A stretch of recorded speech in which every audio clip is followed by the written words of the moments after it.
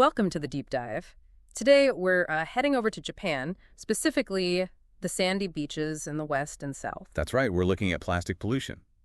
Big pieces, small pieces, microplastics too. And we've got a study that really dug deep into this. So our mission for you, listening in, is to get a handle on how bad this pollution is. Yeah, what kind of plastic are we actually finding there? Where's it likely coming from?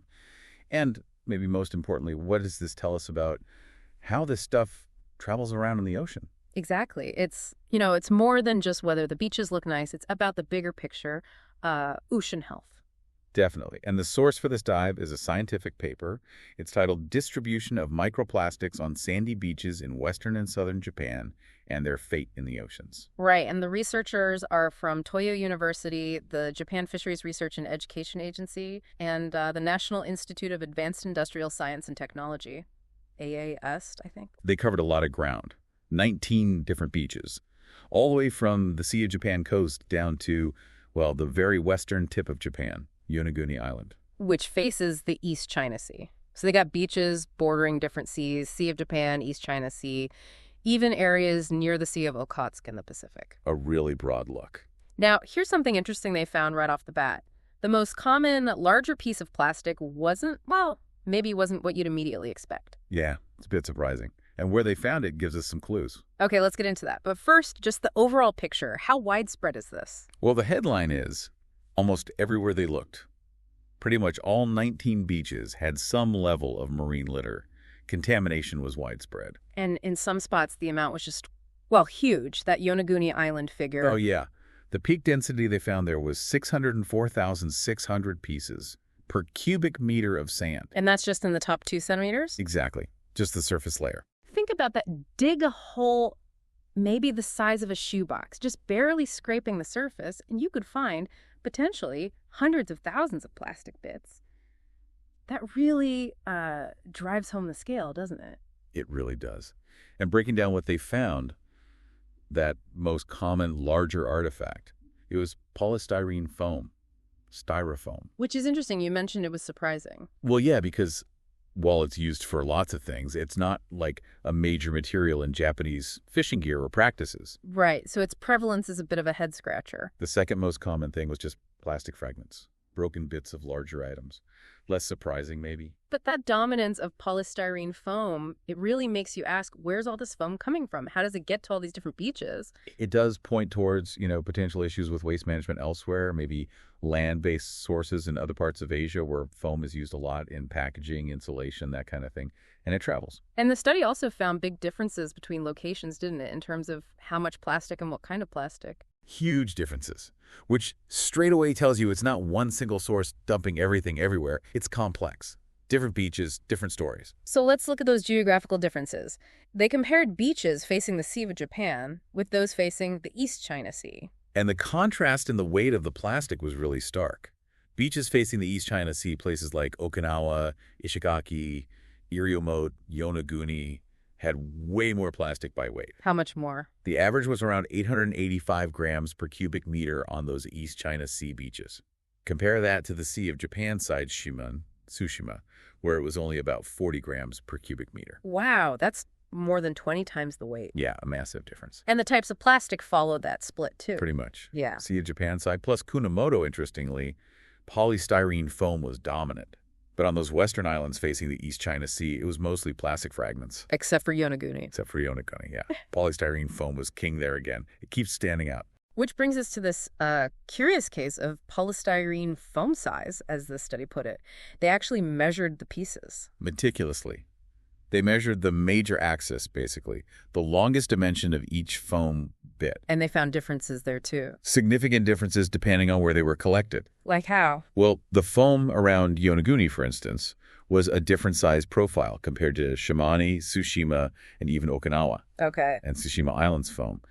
That was different from everywhere else they looked. Really unique size distribution there. So why? Why these different sizes in different places? What affects how big these pieces are? The study suggests several factors. You've got the environment itself, wind, rain, waves constantly breaking things down. UV radiation from the sun degrades the plastic too. Makes sense. And then there's time. How long has this piece been floating around? The longer it's out there, the more it breaks apart. Right, exposure time. Plus, you have ocean currents, these big swirling gyres that can trap debris and carry it for ages, influencing both where it goes and how much it degrades. Local currents matter too, of course. They even looked at latitude, didn't they? Like, does plastic get smaller as it drifts north? They did. And there seemed to be a general trend, yeah. Both foam and fragments tended to be smaller further north. Well, exceptions. Always exceptions. Yonaguni and Iriomote Island are pretty close in latitude, but Iriomote didn't have those larger foam pieces found on Yonaguni. So it's not just a simple north-south thing. The study floats the idea that tides might play a big role here, how the tides deposit debris could mix things up, creating these local variations in size. Okay, so we have a lot of plastic, different types, different sizes in different places. What about the big question? Where is it coming from? Yeah, the origin story. The study itself doesn't pinpoint specific factories or anything, obviously, but it connects to other research. Like the work by the Japanese Ministry of the Environment. It's exactly. Previous studies and computer simulations they've run suggest that a lot of the litter hitting those Sea of Japan and East China seacoasts actually comes from outside Japan. From where, mainly? The main suspects are China, the Korean Peninsula, and Taiwan. And the ministry even did specific simulations for islands like Yonaguni and Ishigaki. They did. Their models pointed towards China and Taiwan as the likely origins for PET bottles found on those specific islands. Interesting. Did this study find anything from, say, Russia? Not really. No, clearly Russian origin litter stood out. But that's probably just because of where they sampled western and southern Japan. Russian debris tends to wash up further north, like Tohoku and Hokkaido. Gotcha. Okay, so that's origin. What about the fate part of the study's title? What happens to this stuff in the ocean? Right. One key finding here was about weight. They found a statistically significant link between the weight of the plastic pieces and the weight of natural stuff, like bits of seaweed or plants, found on the same beaches. Okay, so heavier plastic behaves like heavier seaweed. What does that imply? The researchers interpret this as suggesting that plastic and natural debris, once they're in the ocean, might experience similar transport processes. Their movement, how currents carry them, where they end up. It seems to be strongly influenced by how heavy they are. Weight matters for where things settle. Seems like it. But, interestingly, they did not find the same link when looking at the number of items. Huh. So weight correlates, but the sheer count doesn't. Correct, which is an interesting wrinkle. But hang on, plastic sticks around basically forever, unlike seaweed, which rots. So even if they travel together initially because of weight, doesn't their long-term fate have to be different? Yeah. Plastic will just keep accumulating somewhere, right? That's a really crucial point.